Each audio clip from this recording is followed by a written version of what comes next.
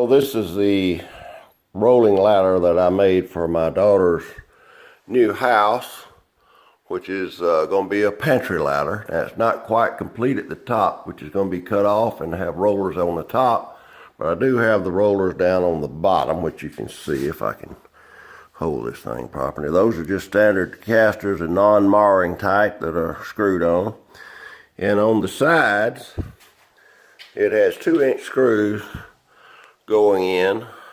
Put a little paraffin wax or candle wax on those to go in there, because this is red oak and it's real hard. And of course I've got these cleats under each one. Now, to make a cleat where the screw holes are the same, I had to make a little device or measure them out. I forgot how I did it, but anyway, I want to make darn sure that they wouldn't come down. And of course they're also inset 1/8 of an inch each step is. So that's what I'm going to show you so far. This is a little guide that I made to put these screws in. And of course it's an angle piece. I got paint. I've been painting something else. But anyway, that's the cutoff from something on the, I believe it was on the bottom.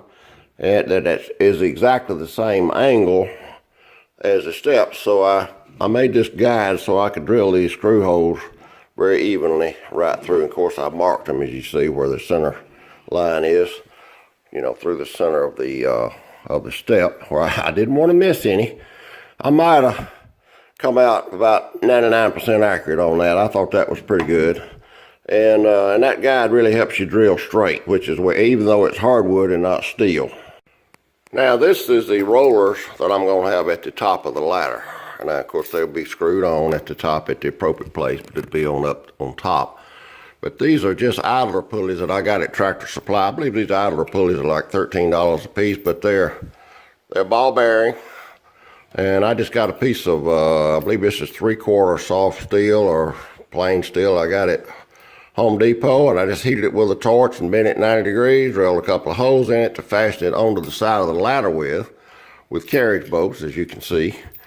And of course I've got a washer and a lock nut on the back of this thing. Now this will sit down, this pulley will sit down right into a 1x1 angle iron, 1/4 inch thick, which is exactly a 1/4 inch inside this pulley.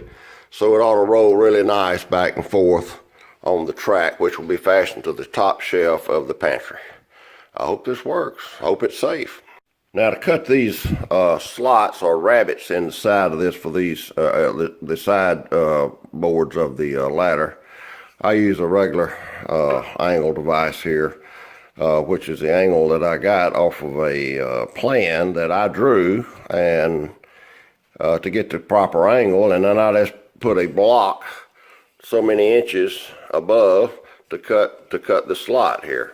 And of course you measure from the edge of your router to the bit, and then let it guide against the block that you clamp on with 2 clamps, and then you can cut that slot very accurately, as long as you're following the line that you got from your plan. And to set up that plan was very easy to do. It's just a little scale drawing. I know that the top shelf is going to be 12 inches wide, or maybe, I think it's 11 and a half, but anyway, so it's going to be 11 and a half inches from the wall at the top.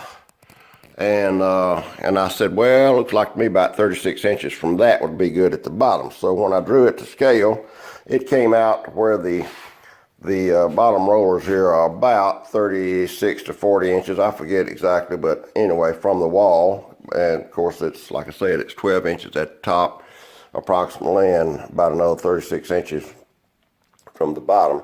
So that is what gave me the angle. And so we're going to see how it works out. Just thought I'd give you a little heads up of how I did it. Now, how safe it is, not absolutely positive. I don't want those rollers to come jumping off my angle iron, and I may have to make a little device to keep them from jumping off. I don't think they will. I can't imagine why they would, unless somebody reached way over and turned the ladder over sideways, which might be a problem. So I got to look at that when I get it installed, and hopefully I'll have some more information as I install it.